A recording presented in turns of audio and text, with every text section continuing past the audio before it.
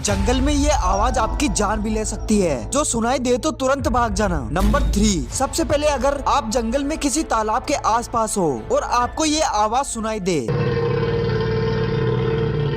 तो वहाँ से जितना दूर हो सकता है भाग जाओ, क्योंकि वो एक क्रोकोडाइल की आवाज थी जो आपके आसपास ही मौजूद था, जो कभी भी बाहर निकल सकता था। नंबर 2, अगर आप किसी घने जंगल में घूम रहे हो और आपको ये प्यारी सी आवाज सुनाई दे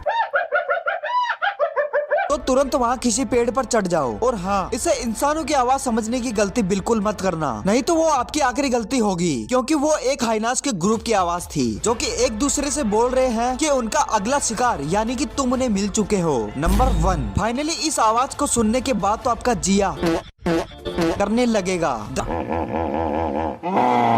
दरअसल ये एक हिप्पोपोटेमस का साउंड था जिसके इलाके में आपने कदम रख दिया है, और आपके साथ क्या करना है ये वही तय करेगा।